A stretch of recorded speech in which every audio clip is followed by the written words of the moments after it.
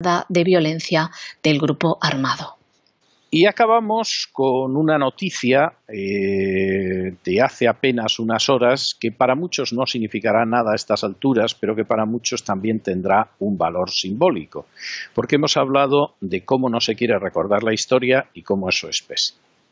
Ha fallecido el que en su día fue el último presidente de facto de la Argentina durante la dictadura militar del año 1982 al año 1983, que es el general Reinaldo Vignoni, personaje que murió en su día, que ya se ocupó en última instancia de una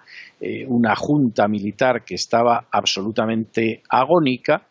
y que fue además el que entregó el poder en su momento al primer presidente argentino ya de democracia, que fue Raúl Alfonsín, que además, dicho sea de paso, pues había ganado las elecciones celebradas bajo la junta militar, que estaba dispuesta además a entregar el poder,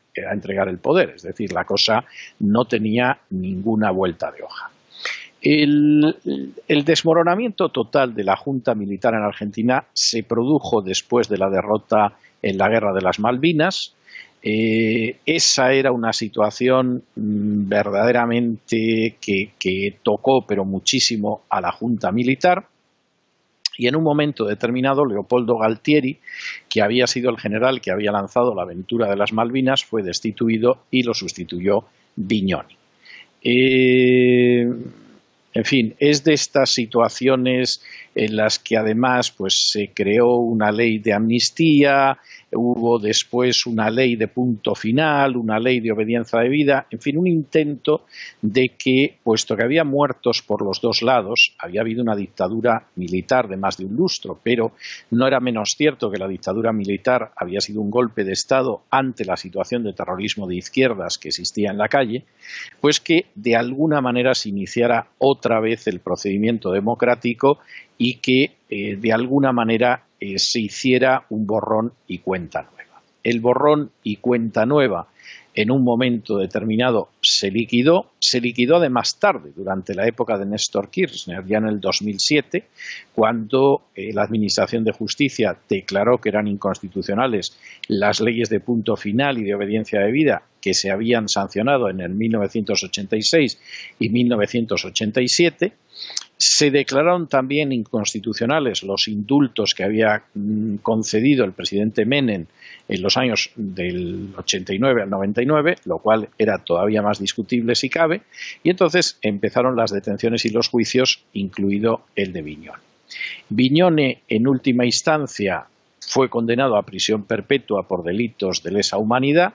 y con 90 años ha muerto hoy. ¿Cuál es el problema, de nuevo, de la memoria histórica en todo esto? Pues muy sencillo,